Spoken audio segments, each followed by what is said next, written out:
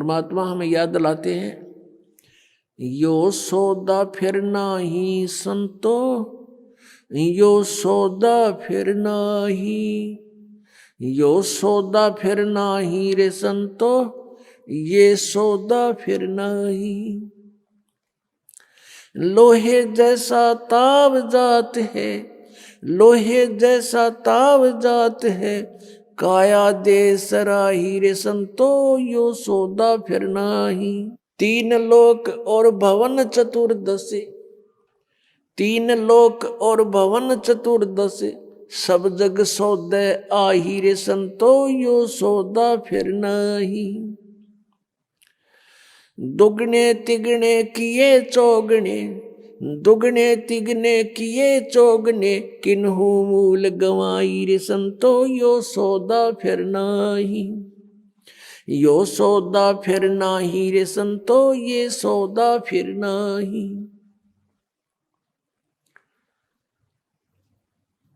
फिर क्या बताते हैं, यो दम टूटे पिंडा फूटे, यो दम टूटे पिंडा फूटे, हो लेखा दरगाह माही रे संतो, यो सौदा फिर नाही। उस दरगाह में मार पड़ेगी, उस दरगाह में मार पड़ेगी, जम पकड़ेंगे बाही रे संतो, यो सौदा फिर नाही। यो सौदा फिर नाही रे संतो, यो सौदा फिर नाही। जा दिन की मोए डरनी लागे, जा दिन की मोए डरनी लागे, लज्जा रे अकनाही रे संतो, यो सौदा फिर नाही। नर नारायण देह पाय करे, नर नारायण देह पाय करे, तो फेर 84 जाई रे संतो, यो सौदा फिर नाही। कुल परिवार तेरा सकल कबीला, कुल परिवार तेरा सकल कबीला, मसलत एक ठहराई रे संतो, यो सौदा फिर नाही। बांध पिंजड़ी आगे धर लिया, बांध पिंजड़ी आगे धर लिया, फिर मरघट को ले जाही रे संतो, यो सौदा फिर नाही।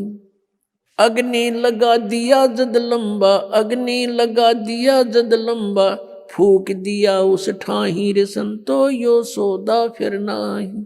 फिर वेद पांध फिर पंडित आए, पुराण उठा फिर पंडित आए, पीछे गरुड़ पढ़ाई रे संतो, यो सौदा फिर नाही। यो सौदा फिर नाही रे संतो, यो सौदा फिर नाही। फिर पीछे तू पशुआ कीजे, फिर पीछे तू पशुआ कीजे, गद्दा बैल बनाई रे संतो, यो सौदा फिर नाही। ये 56 भोग कहाँ मन बोरे, 56 भोग कहाँ मन बोरे, कित कुरड़ी चरने जाई रे संतो, यो सौदा फिर नाही। यो सौदा फिर नाही रे संतो, यो सौदा फिर नाही। प्रेतशिला पे जा बिराजे, प्रेतशिला पर जा बिराजे, पितरों पिंड भराई रे संतो, यो सौदा फिर नाही। यो सौदा फिर नाही रे संतो, यो सौदा फिर नाही। बहुर श्राद्ध खान को आए, बहुर श्राद्ध खान को आए, फिर काग बहे कलमाही रे संतो, यो सौदा फिर नाही। यो सौदा फिर नाही रे संतो, यो सौदा फिर नाही। जय सतगुरु की संगत करते, जय सतगुरु की संगत करते, ये सकल कर्म कट जाई रे संतो, यो सौदा फिर नाही। यो सौदा फिर नाही रे संतो, यो सौदा फिर नाही। अमरपुरी पर आसन होते, अमरपुरी पर आसन होते, जहां धूप ना छाई रे संतो, यो सौदा फिर नाही। यो सौदा फिर नाही रे संतो, यो सौदा फिर नाही। गरीबदास गलतान महल में, गरीबदास गलतान महल में, मिले कबीर गोसाई रे संतो, यो सौदा फिर नाही। यो सौदा फिर नाही रे संतो, यो सौदा फिर नाही। अपनात्माओं, आपका सौभाग्य है, आप जी को ये वचन सुनने को प्राप्त हुए हैं। अपनात्माओं, जब तक हम सतगुरु की शरण में नहीं आते, तब तक हम केवल व्यवहारिक बातें ही सुनते हैं समाज संसार से, और वो केवल एक उदर पूर्ति का ही ज्ञान होता है, वो केवल उदर पूर्ति का ही जानकारी होती है। वो परमात्म ज्ञान नहीं, आत्म ज्ञान नहीं। और आत्म ज्ञान बिना भक्ति की इच्छा उत्पन्न नहीं होती। हम अपना जीवन व्यर्थ कर जाते। पुण्यात्माओं, ये जो परमात्मा की वाणी आपको सुनाई है, इसको बहुत गहराई से सोचना है। इसके विषय में कहा कि ये बातें कहन सुन की नहीं, ये कर पाड़न की है। इनको केवल सुनने तक और कहने सुनाने तक सीमित ना रखना। अब इसमें कितनी गहरी बात बताई है कि ये सौदा फिरना ही संतो, यो सौदा फिरना ही। अब फिर क्या बताया कि लोहे जैसा ताव जात है काया देश राही, तीन लोक और भवन चतुर्दश सब जग सौदे आही, भाई दुगने तिगने किए चौगने किन्हु मूल गवाही। मनुष्य शरीर प्राप्त प्राणी किस सौदे के लिए आया हुआ है? जैसे आप जी किसी दूसरे शहर में जाते हो, दूर देश पहुंच जाते हो, व्यवसाय करने के लिए, बिजनेस करने के लिए 2 लाख 4 लाख रुपए साथ ले जाते हो, और वहां जाकर के आपने किसी धर्मशाला में या रेस्टोरेंट में कमरा बुक करा लिया। यहां तक तो उद्देश्य था सही, आपने जो क्रिया की बिल्कुल ठीक की। आगे वहां जाकर के उस पूंजी से जो आप मूल धन लेकर गए थे, उससे आपका उद्देश्य था कि व्यवसाय करूं और उसके दुगने तिगने चौगने करूं, 4 लाख के 12 लाख बनाऊं, दुगने करूं 8 लाख बनाऊं। तो उसके लिए प्रयत्न करना चाहिए था। अगर ऐसा करते हो तो आप सही उद्देश्य की पूर्ति कर रहे हो। यदि ऐसा नहीं कर रहे हो, क्या कर रहे हो? जैसे 4 लाख रुपये कोई लेकर गया, रेस्टोरेंट में कमरा बुक करा लिया और खावे पीवे सो जावे, घुट्टी लावे, फिल्म देखे, बढ़िया माल खावे और सो जावे, सारा दिन इधर उधर सैर सपट्टे करता रहे, तो उसकी जो मूल पूंजी थी वो नाश हो रही है, प्रतिदिन घट रही है। और आगे उसका बिजनेस है नहीं, कोई व्यवसाय कर नहीं रहा, तो एक दिन वो 4 लाख रुपए उसके नष्ट होंगे और वो कंगाल होकर के उसको रेस्टोरेंट वाले भी धक्का मार देंगे, बाहर निकाल देंगे। वो निर्धन हो गया, वो कंगाल हो गया। उस पूंजी से उसने दुगने तिगने करने थे, चौगने करने थे, तो वो सेठ बनता, साहूकार कहलाता। आप जी यहाँ आए हो श्वास रूपी पूंजी लेकर, मनुष्य जीवन के जो श्वास है, इसकी बहुत कीमत है। परमात्मा कबीर साहब जी कहते हैं, कहता हूँ कई जात हूँ, कहूँ बजा के ढोल, और श्वास जो खाली जात है भाई 3 लोक का मोल। एक मनुष्य जीवन के श्वास की इतनी कीमत है। 3 लोक, पृथ्वी लोक, स्वर्गलोक और पाताल लोक, इतना इनकी कीमत भी इतना कीमत है, इनके बराबर इसकी कीमत समझ लो एक श्वास की।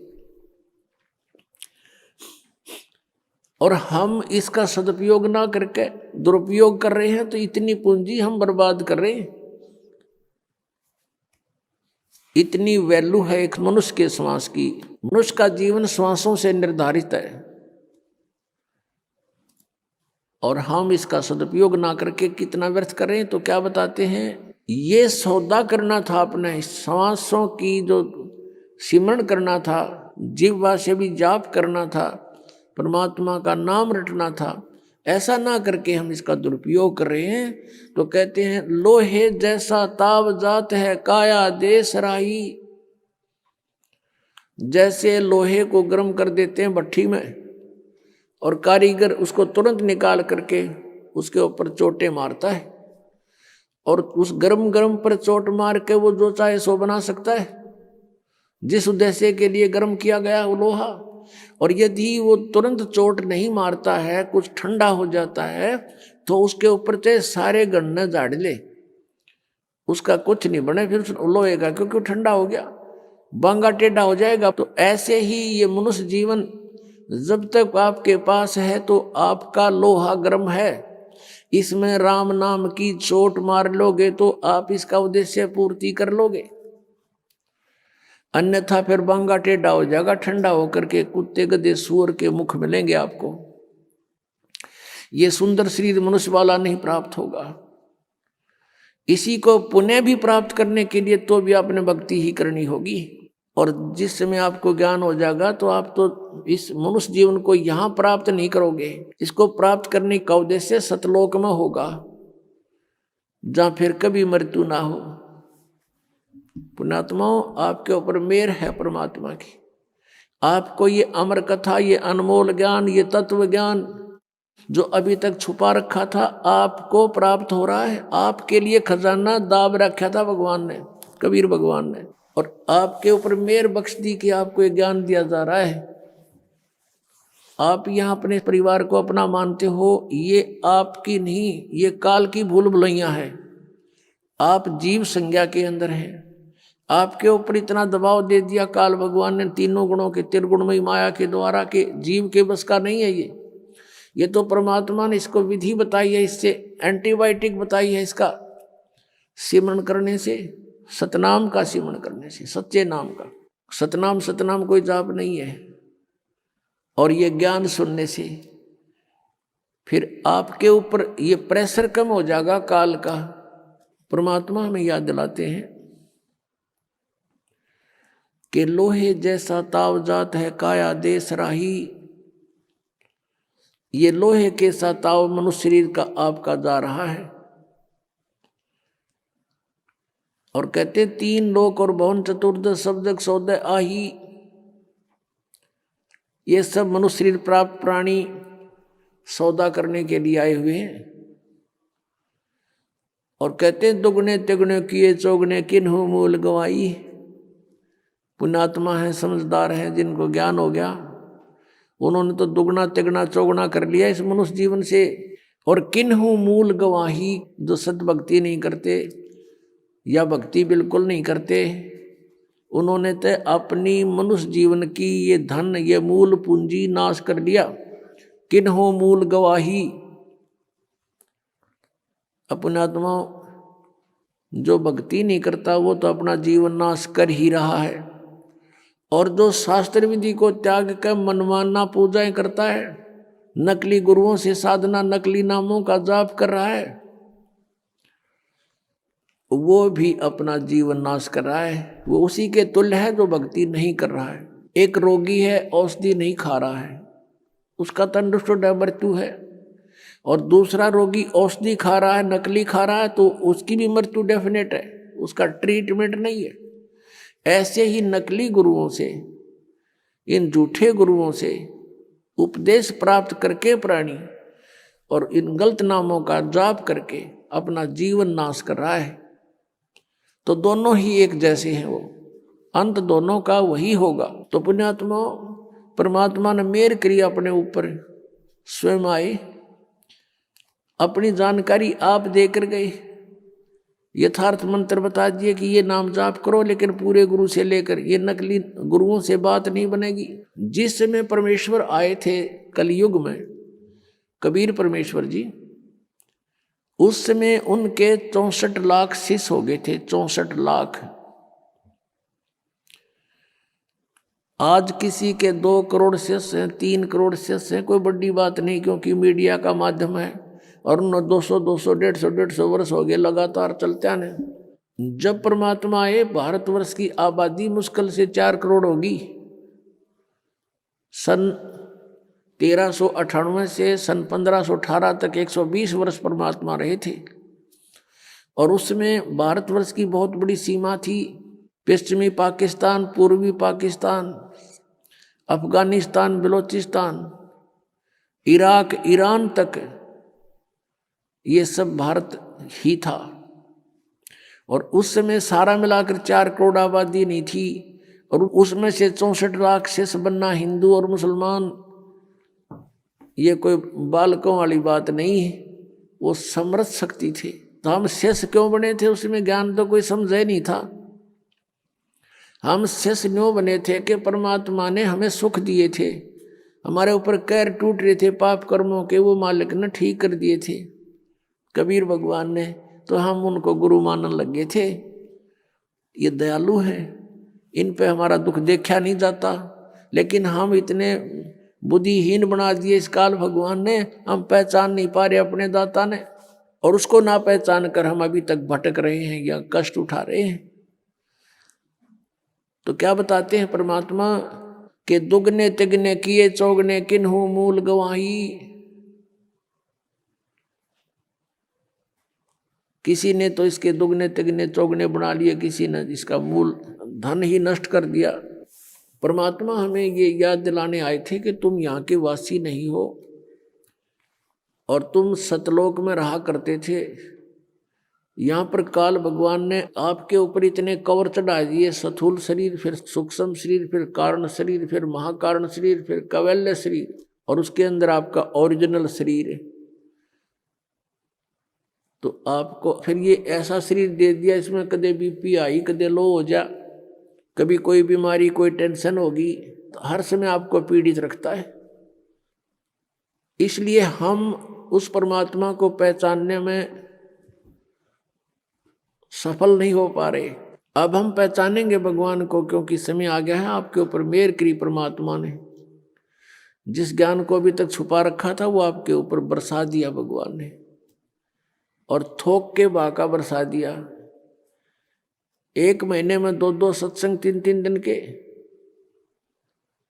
और आप जी को फिर वहां से जमानत भी परमात्मा करवा के लाता आपकी। ये ना सोचना कि आप स्वयं आ पाओगे यहाँ पर, इधर आपका मुख भी नहीं करने दे ये काल, ये सत्कर मान लेना। और चाहे कहीं चले जाओ ये खुश रहता है। किसी राधा स्वामी में देखो करोड़ों शिष्य, धन सतगुरु में देख लो लाखों करोड़ों शिष्य हैं, वहां बेशक जाओ, पर यहाँ आने से पहले 100 बाधाएं पैदा करने की चेष्टा करता है।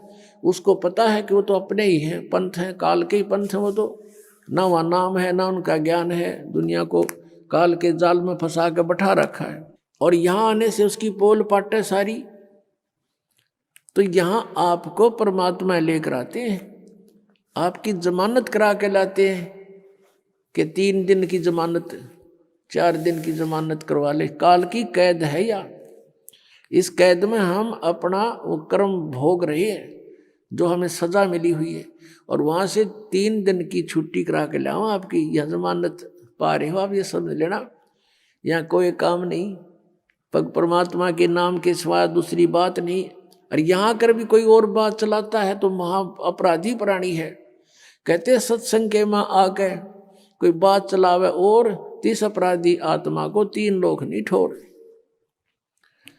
तो यहाँ आप आते हो, भगवान की चर्चा करते हो, किसी से आप सुनते हो, किसी को सुनाते हो, नए को अपना दुख जो भगवान ने सुनवाई की आपकी वो बताते हो, अनुभव बताते हो।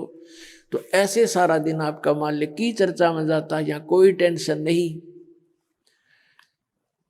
और पुण्यात्मा सतलोक में ऐसा ही है, वहाँ कोई काम नहीं है आपको, वहाँ निष्कर्म में मुक्ति मिलती है, मोक्ष मिलता है, बिना काम के वहाँ फल खाने को मिलता है। भरे भंडार हैं भगवान के, कोई उसमें कमी नहीं।